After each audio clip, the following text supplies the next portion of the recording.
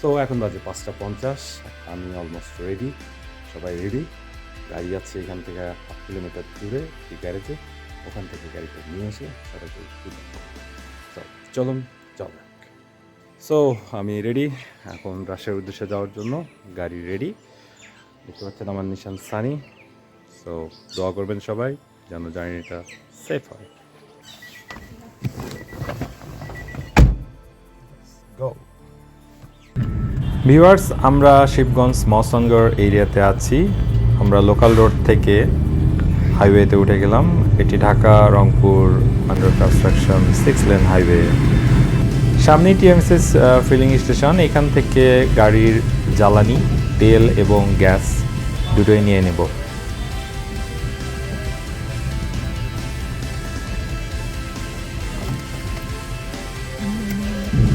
So viewers, মোটামুটি আধা ঘন্টার মতো সময় লাগলো তেল এবং গ্যাস নিতে। সো আমরা ঢাকা রংপুর মহাসড়কে উঠে গেলাম। এখান থেকে আমরা সরাসরি যাব শাকপালার মোড়।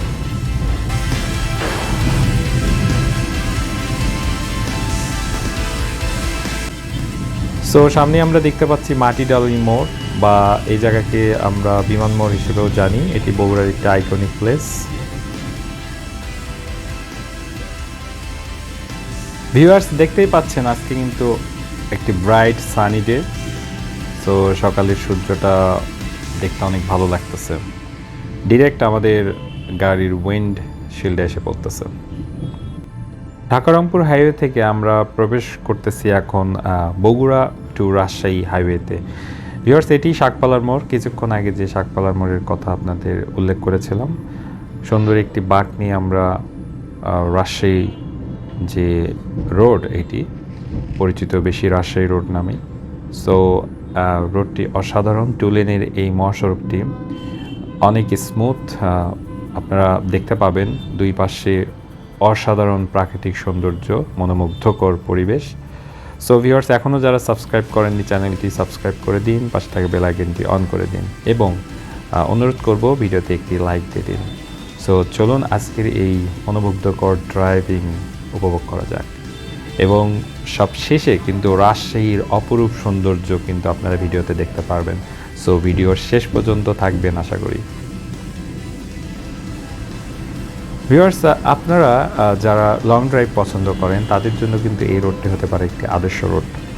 এই রোডের দুই পাশের যে মনোমুগ্ধকর পরিবেশ আপনাকে অনেক আনন্দ দিবে। এবং এই রোডে যেহেতু বেশিরভাগ অংশ জুড়েই কোনো জ্যাম পাবেন না আপনি, প্রায় দেখা যায় যে পুরোটা রাস্তা জুড়েই ফাঁকা। সো হাই স্পিড করতে পারবেন। তবে সবচেয়ে আনন্দ দিবে এই রোডের দুই পাশের মনোমুগ্ধকর পরিবেশ।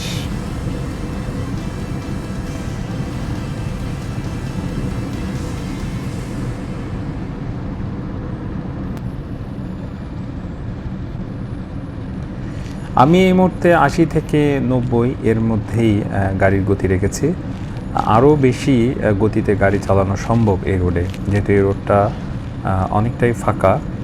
বাট যেহেতু ফ্যামিলির সাথে আছে, আমি একটু সেন্সেবল হয়েই গাড়ি চালাচ্ছি, কারণ বেশি স্পিড কখনোই ভালো না, যতই ফাঁকা রোড হোক। সো আপনারাও সাবধানে গাড়ি চালাবেন, এটাই আশা করি।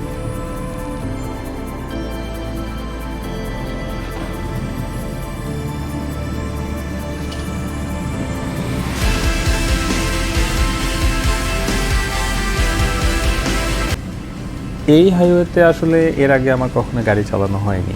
এর আগে রাজশাহী গিয়েছি, মাইক্রোতে গিয়েছি অথবা বাসে গিয়েছি, কিন্তু আমি কখনো নিজে ড্রাইভ করে কখনোই এই হাইওয়েতে গাড়ি চালাইনি। আসলে এই হাইওয়েতে গাড়ি চালিয়ে অনেক মজা পাচ্ছি। ফাঁকা রোড, অন্যদের থেকে যেটা শুনেছিলাম যে এই রোডটা সবসময় ফাঁকাই থাকে। সো আসলে সেটাই দেখতে পাচ্ছি।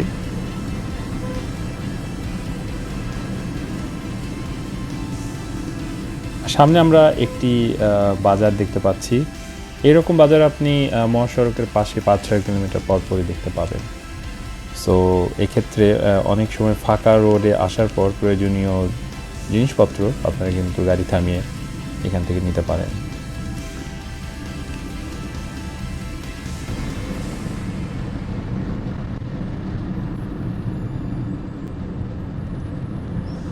আজকের এই ট্যুর আসলে কোনো প্রি প্ল্যান্ড নয়, হঠাৎ করেই আমার অফিসিয়াল কাজের জন্য রাজশাহীতে যাওয়া, সাথে ফ্যামিলিকে নিয়ে নিলাম, কারণ কাজ শেষে রাজশাহী শহর একটু ঘুরে দেখা, রাজশাহী শহরের যে স্পটগুলো আছে বিনোদন স্পট সেগুলোতে যাওয়া, এবং সবার মুখে মুখেই শুনেছি যে রাজশাহী শহর অনেক সুন্দর, অনেক সবুজ। সো রাজশাহী শহরটাও একটু ঘুরে দেখব।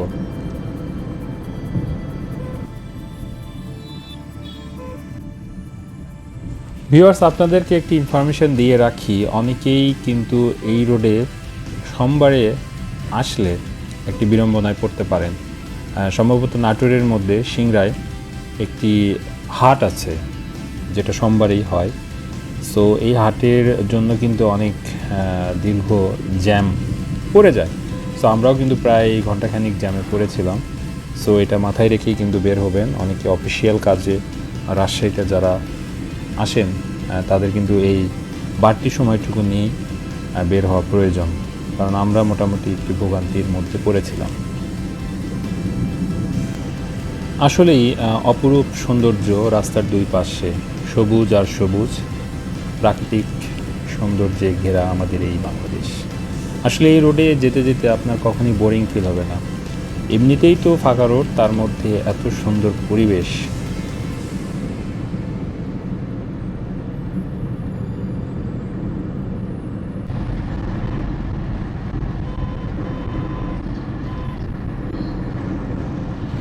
ভিউয়ার্স, এখানে কিছু পরামর্শ দিয়ে রাখি, যারা নতুন গাড়ি চালাচ্ছেন, বিশেষ করে যারা হাইওয়েতে গাড়ি চালাতে ভয় পান।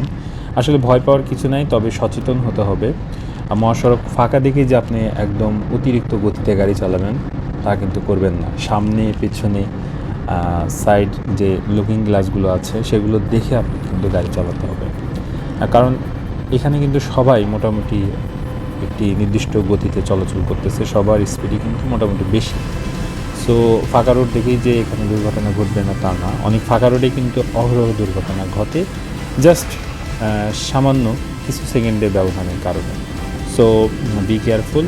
মহাসড়কে গাড়ি চালানোর যে রুলসগুলো আছে সেগুলো অবশ্যই ফলো করে আপনারা গাড়ি চালাবেন।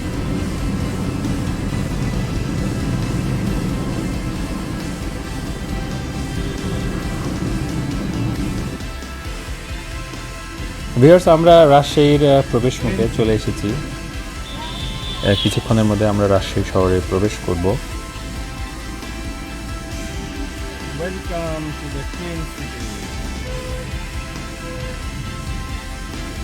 শহরে ঢুকতেই দেখতে পাচ্ছি প্রশস্ত রাস্তা, রাস্তার মাঝখানে আপনার ডিভাইডার, এবং দেখেন রাস্তার মাঝখানে যে রোড লাইটগুলো কি অসাধারণ। এরকম রোড লাইট রাস্তায় আমি কখনোই দেখিনি। বিদেশে থাকতে পারে, তবে রাজশাহী শহরে এরকম রোড লাইট দেখে আসলে আমি অবাক। খুব সুন্দর লাগতেছে, এবং রাস্তার পাশে সৌন্দর্য বর্ধনের কাজ করা হয়েছে, আসলে মনোমুগ্ধকর। আর রোডটা দেখুন কি ক্লিন, কোথাও কোনো ময়লা নেই, পরিষ্কার পরিচ্ছন্ন। পুরো রাস্তা জুড়েই আপনার ফুল গাছ, এবং সবচেয়ে যেটা আলোচিত রাজশাহী শহরকে নিয়ে, যে রাজশাহী শহর অনেক ক্লিন পরিষ্কার, এখানকার অক্সিজেন অনেক বিশুদ্ধ। এখানে আপনার যেই আসুক না কেন এই কথাগুলো তাদের মুখে কিন্তু শুনেছি, এবং কৌতূহল জেগেছে আসলে রাজশাহী শহর কি এত সুন্দর। তবে আজকে নিজের চোখে দেখে আসলেই সেটা বিশ্বাস হচ্ছে যে আসলেই সুন্দর রাজশাহী শহর।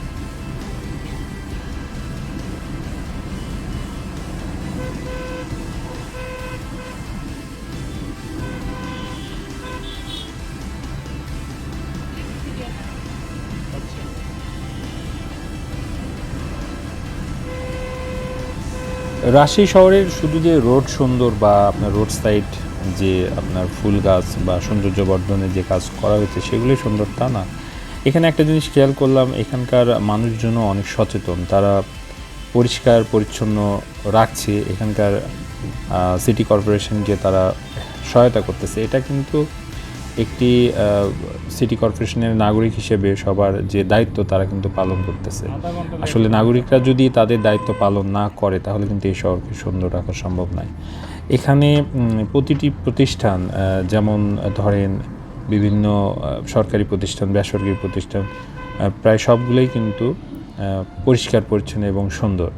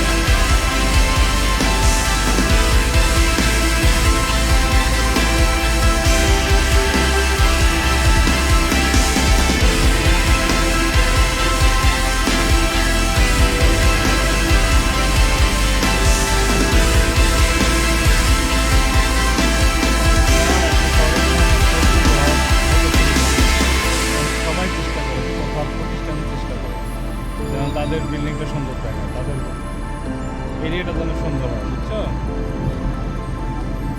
প্রতিযোগিতা থাকে।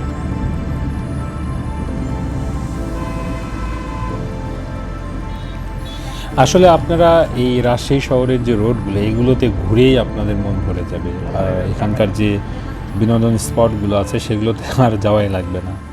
তো আসলে ইমপ্রেসিভ।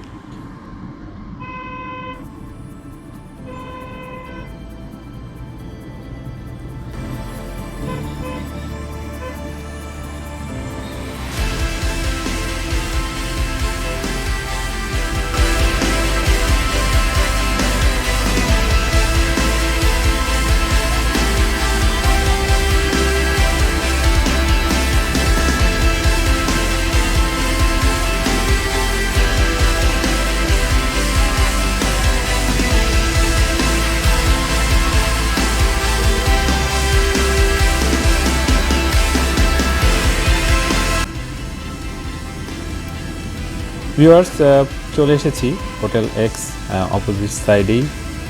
এখানে মিটিং আছে, মিটিং শেষ করেই ফ্যামিলিকে নিয়ে আবার রাজশাহী শহরে কিছু বিনোদন স্পট আছে, সেগুলোতে ঘুরবো।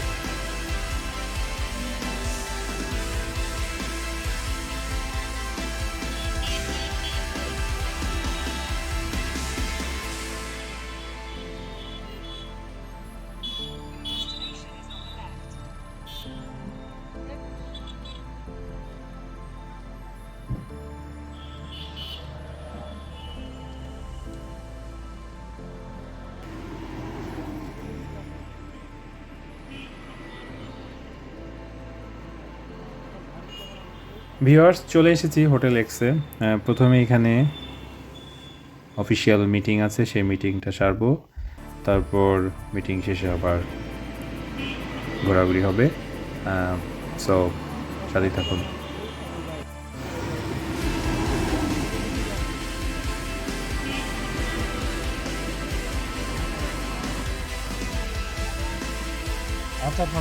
সো ভিউয়ার্স, মিটিং শেষ। আমরা এখন রাজশাহী শহরের কিছু বিনোদন স্পট আছে সেগুলোতে ঘুরবো। এখানে দেখার মতো স্পট আপনার চিড়িয়াখানা, যেটা আজকে বন্ধ, তো সেখানে যাওয়া হলো না। তারপরে আছে জিয়া শিশু উদ্যান, সেখানে কিছু শিশুদের রাইড আছে, যেহেতু আমার মেয়েরা সাথে আছে, কারণ অনেক পছন্দ করবে। সো এখন সেখানেই যাচ্ছি এবং ওখান থেকে আমরা সরাসরি যাব পদ্মার পাড়ে।